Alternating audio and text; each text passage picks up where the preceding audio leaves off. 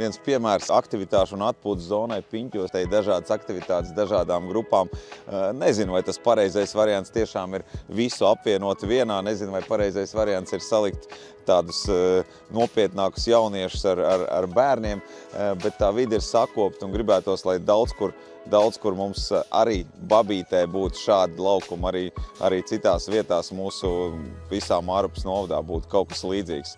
Bet tiešām vienmēr ir jāizdomājas par to, vai nevajadzētu kaut ko nodalīt, varbūt tās tieši pa tām vecuma grupām sadalīt tā, ka mazie bērni nav kopā ar lielajiem, bet tāpat laikā ir gan vieniem, gan otriem šādas vietas, kur atpūsties, kur sportot, kur būtu šīs aktivitātes. Mēs atrodamies Gerbera ielas laukumā, kurš patiesībā jau diezgan sen mums šeit ir Mārupē.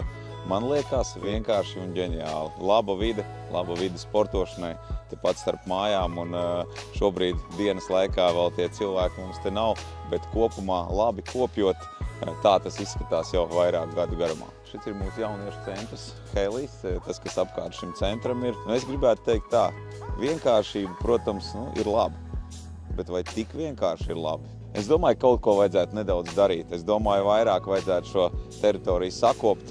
Zinām, ka tas arī tiek plānots, bet gribētos, lai tā būtu ikdiena, lai mēs jau kaut ko jaunu uzceļot, lai mūsu blakus ir sakoptāka vide. Esam Piņķos, šis tas jaunākais Mārupas novadā sporta objekts, Piņķu stadions, laba infrastruktūra, blakus skola. Esam pie Piņķu ūdenskrātuvas šī apvidus un blakus ir futbola laukums, kuram ir jāmaina segums, tālāk ir volejbola laukuma uztaisīta. Patiesībā forša vide šeit Piņķos, diezgan daudz vietas sportošanai, bet vienalga vēl labāk ir jāsakārto šis apvidus. Daudz cilvēku nāk gan pastaigās, gan arī sportot. Šis ir viens no labajiem privātā sektora piemēriem Vastins, Lindenholm tieši uz Mārupas Rīgas robežas. Un šis laukums ir pārpildīts vakaros. Šeit ir basketbols, tepat blakus ir volejbols. Tiešām skaisti sakopta vide. Šeit no jauniešiem, kā saka, nevar neviens tikt prom, jo viņiem te gribās nākt, viņiem te gribās tusēt. Un man liekas, ka tāda vide, kaut kas tāds mums ir jādara gan kaut kur novada kādā nostūrītī, gan arī pašās pilsētu vidēs, gan Piņķi, gan Babīte. Es domāju, kaut kas salīdzinoši vienkāršs un tāpat laikā ļoti efektīvs un ļoti pieejams. Lieliski vieta, lielisks piemērs. Mans vārds ir Oļegs Sarokins, esmu šī brīža Mārupas novada deputāts. Kopā ar Andru Puidu, mūsu Nacionālās apvienības vadītāju, esam bijuši šos 4 gadus Mārupē, noteikti redzam, ko vajadzētu darīt tālāk.